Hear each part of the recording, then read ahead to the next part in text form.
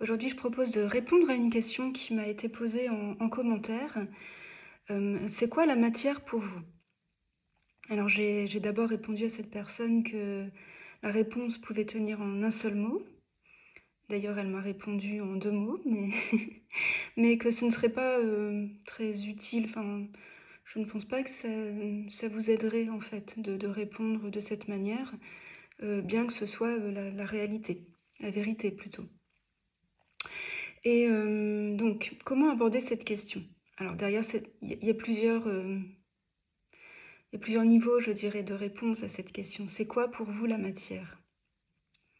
Ce qu'on pourrait dire, alors peut-être qu'on peut reprendre, avant l'éveil, après l'éveil, bref. Alors on pourrait broder autour de la matière. La matière, déjà, c'est un mot qui évoque quelque chose et selon, notre vécu, selon nos je dirais nos centres d'intérêt, ce mot peut évoquer plein de choses différentes. On peut avoir une approche, chimique de la question. Qu'est-ce que la matière pour moi? Si je suis, voilà, si je l'aborde d'un point de vue chimique, c'est un assemblage, d'atomes, eux-mêmes, constitu qui constituent des molécules et il y a des réactions chimiques, il y a des assemblages particuliers, voilà. On peut avoir une approche, plutôt, la matière, en opposition à tout ce qui est de l'ordre de la pensée, de l'impalpable, heu, la matière qui peut être sublimée par l'art ou l'artisanat. On fait, d'un tronc d'arbre, un violon, on fait, de la peau, d'un animal, de magnifiques, sacs à main, enfin bref. La matière, oui, on peut parler des choses bassement matérielles en opposition à ce qui est, plus de l'ordre de la réflexion, et cetera, et cetera. Mais je sens bien que je ne réponds pas à la question. En tout cas, moi, derrière ce, comment vous oui, c'est ça, qu'est-ce que la matière pour vous? Je crois que c'est ça la question exacte. J'ai entendu, hem, dans votre expérience actuelle, comment vous l'appréhendez, limite comment vous la voyez et comment qu'est-ce que c'est pour vous la matière? Et je peux répondre la matière, comme tout ce qui est conscience. Mais j'émets des réserves à m'exprimer ainsi, non pas parce que ce n'est pas la réalité, mais parce que ça peut donner l'impression que de ce fait, maintenant, la matière, m'apparaît comme quelque chose d'impalpable, d'évanescent, c'est de la conscience, c'est pas tout à fait ça, en fait. Alors cette question me permet de peut-être de revenir sur, d'ailleurs je crois que c'est la même pe c'est le même, la même personne qui m'avait, interrogée sur la notion d'éveil chaud, d'éveil froid, qui est voilà, qui sont des termes, utilisés par Christine Morancy et merci parce que de ce fait je suis, retournée, parce que c'est quelqu'un que je suis également, écouter ce qu'elle, voilà, la manière dont elle présentait les choses et voilà, il me semble avoir effectivement qu'il y a eu deux phases en quelque sorte. Quand la conscience s'est reconnue en tant que je suis, donc il y a eu ce mouvement, à la fois cette dissolution de la croyance en une personne séparée et, euh, et en quelque sorte, je ne suis rien finalement. C'était je suis sans rien derrière. Et donc un grand soulagement, une grande liberté, une joie de, de ne plus être identifiée à cette petite personne. Pour autant, et je l'ai déjà exprimé, il y a eu cette impression d'être au cinéma. C'est-à-dire que euh, je suis le sans forme. Il n'y avait pas la suite. Je suis le sans forme. Et donc tout ce qui apparaît n'est pas la réalité, en quelque sorte. Il y avait donc encore séparation. Moi, je considère que c'est encore duel, du coup. Et donc, il y a également eu, ah, mais c'est ça la vision sans tête. Parce que j'avais expérimenté en quelque sorte les exercices. Voilà, je suis Dan Pierre Schneider et puis José, Lorraine Leroy. Et donc, j'avais déjà fait ces exercices. Et donc, mais là, c'était évident. C'était pas un exercice, c'était évident. C'est la vision sans tête. Il n'y a personne, il n'y a pas de centre de contrôle. Il y a cet espace ouvert où apparaît entre guillemets le monde. Mais, alors je mets un mais, le monde était vu comme irréel, en quelque sorte. Et donc, d'où cette impression, le lendemain, quand je me suis rendue à mon rendez-vous chez le dentiste, alors j'avais un sourire, j'avais une joie, j'ai déjà expliqué, presque extatique. Elle a dû se dire, mais c'est la première fois que je vois quelqu'un aussi content de venir chez moi. Bref, et il y a eu voilà cette impression, oui, mais tout a l'air faux en fait, un peu fake en anglais, comme si voilà, j'étais sur la place et il y avait toutes ces maisons, ces couleurs, mais voilà, comme si j'étais au cinéma et que j'étais l'observateur d'un film qui se déroulait. Donc ça, c'était je suis le sans forme, je suis un témoin. C'est très paisible de ce fait, mais c'est pour ça peut-être que Christine Morancy l'appelle l'éveil froid. Il n'y avait pas reconnaissance que tout ce qui apparaissait était aussi je suis. Je suis le sans forme qui prend toute forme. Et dans cette période de je suis, donc c'était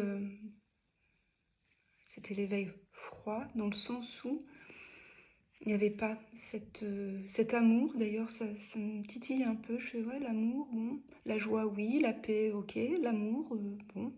Ok, alors, bon. Bref. Et qu'est-ce que j'allais dire? Oui, il y a eu aussi une période de... Ben, en fait, ce monde n'est pas réel. La vie du personnage Amélie est un rêve. Ben donc, qu'est-ce qu'on fait, quoi? En gros, la vie, voilà, telle qu'expérimentée, perdait un peu de son sens. Hein. Donc il y a eu 5 jours de grande joie, et puis il y a une période, alors je crois que Pierre Léry-Guillemets l'appelle la période des bras ballants. Ben, tout est faux en quelque sorte, cette vie n'est pas réelle, ce monde n'est pas réel, donc à quoi bon? À quoi bon me lever chaque matin pour aller travailler? Parce que il n'y avait pas eu reconnaissance de la conscience en tant que tout ce qui est. Et d'une certaine manière, ça a été... en fait, il n'y a que le soi pour soi avec soi, hein, comme Pierre le rappelle en commentaire, c'est Stéphane Coll qui l'exprime ainsi. Donc moi, il y a eu des émotions très intenses, liées justement, à mes enfants. Et du coup, là, ça coinçait parce que je suis le sans forme, mais en quelque sorte, c'est quoi ces émotions? Elles apparaissent, mais pour qui, pourquoi, comment? Bref, ça a été une période de grande confusion.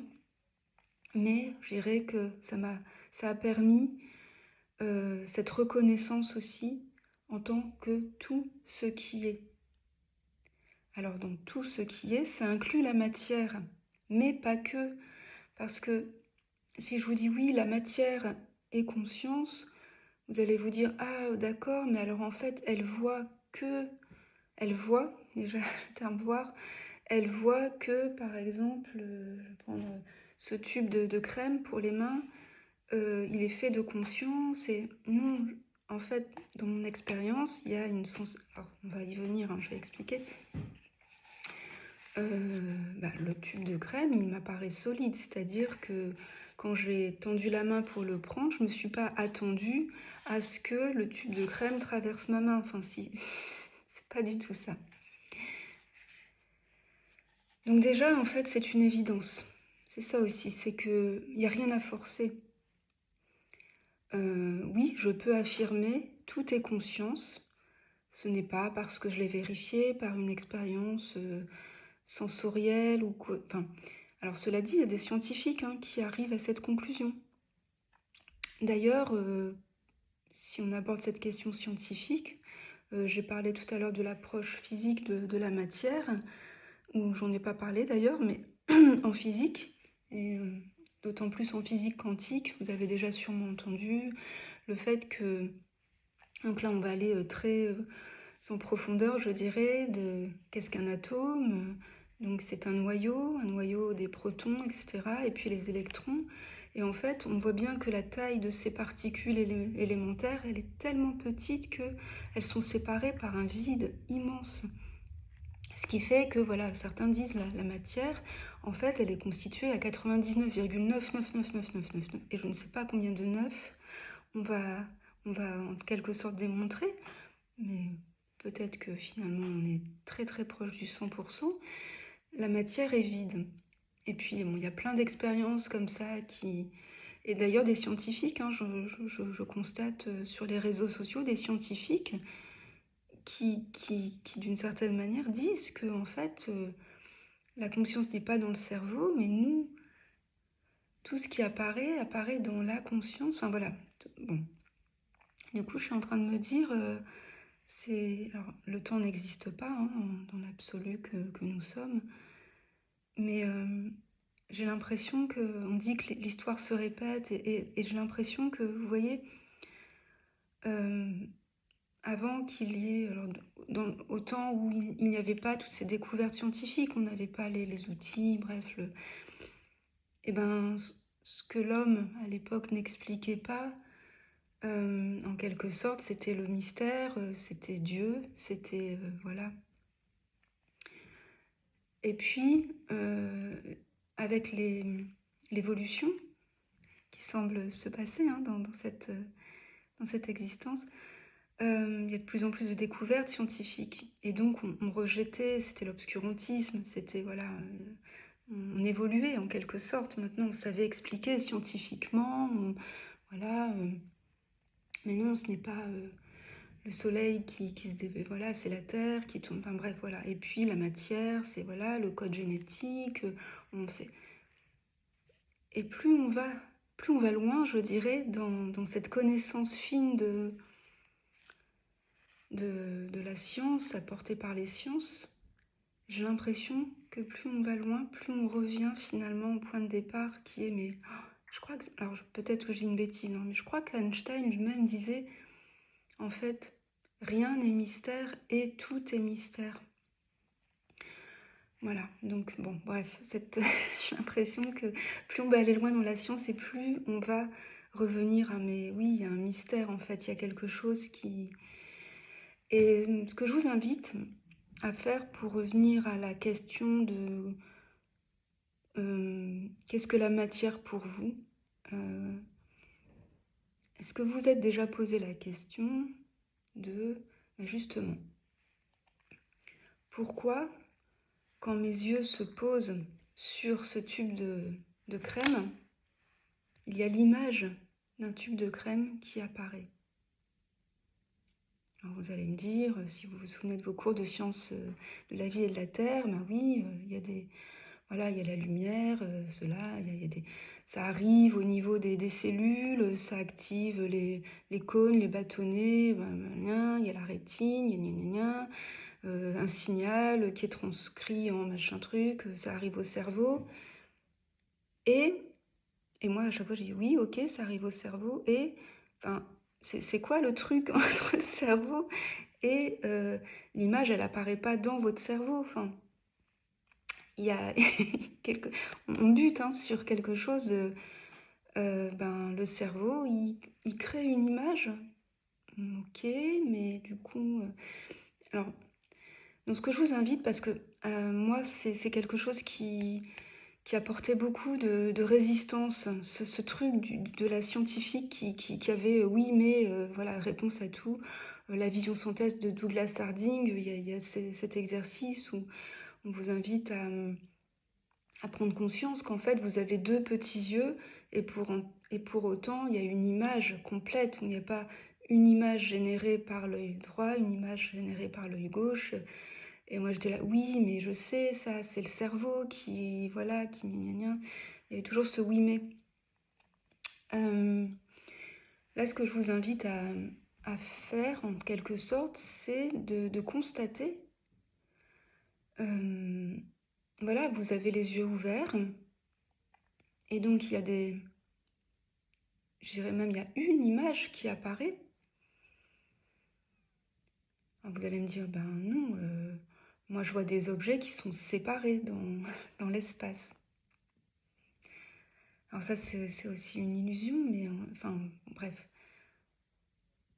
Et voilà, la question, c'est Dan Speer-Schneider qui invite à cet exercice. À quelle distance de vous apparaît cette image?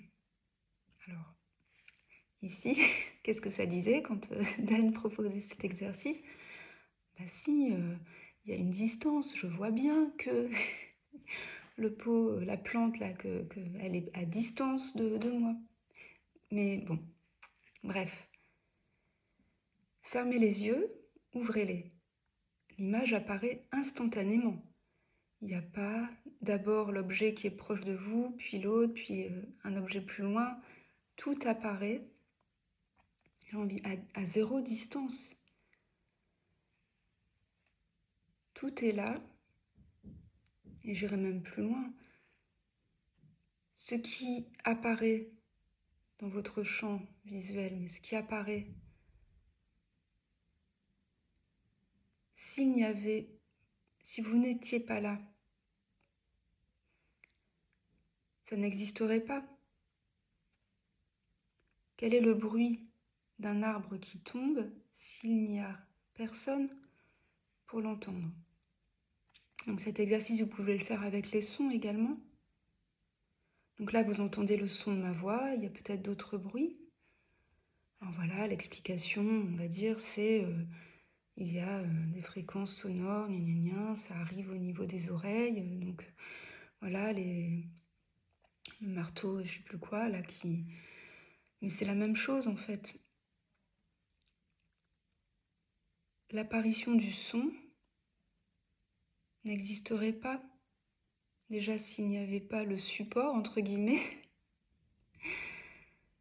et ce qui perçoit le son. Est-ce qu'il y a une différence d'ailleurs entre les deux? Est-ce qu'il y a une différence entre ce dans quoi apparaissent les images et ce qui perçoit les images?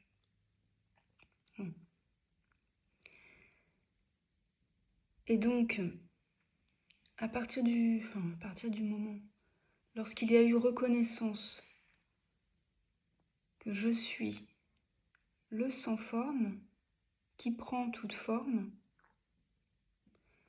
eh bien la matière, mais comme tout le reste, c'est les sensations corporelles, les sons, les émotions, on va dire aussi les pensées, enfin tout ce qui apparaît. Il n'y a pas de distinction entre ce qui relève de la matière ou ce qui ne l'est pas. En substance, c'est la même chose. C'est la conscience.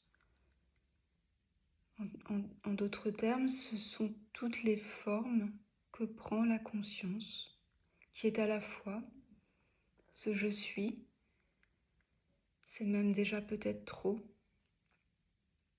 ce vide, ce silence. Vous avez peut-être déjà entendu que la meilleure façon de décrire ce je suis, c'est le silence. Donc voilà, c'était pour, de manière peut-être très, très confuse, je ne sais pas, mais en tout cas, est-ce que je peux affirmer devant le monde que la matière, c'est la conscience? Oui, mais d'ailleurs, je vous avais invité à... Parce qu'il y a souvent cela qui revient dans les commentaires auxquels je fais allusion. il faut le dire à tout le monde, il faut que les journalistes, il faut le crier sur tous les toits en quelque sorte. C'est tellement, oui, c'est tellement c'est la vérité. Donc déjà, qui cherchez-vous à convaincre à part vous-même? Bon, je crois que je vais m'arrêter sur cette question. Il y a pas de jugement, hein, c'est vraiment, dans qui cherchez-vous à convaincre à part vous-même? C'est parce que ici, donc là, Amélie qui sont enfin voilà, il y a pas de différence entre vous et moi et donc dans ce vous-même, c'est enfin bref, je vous laisse, méditer sur cette question. Voilà.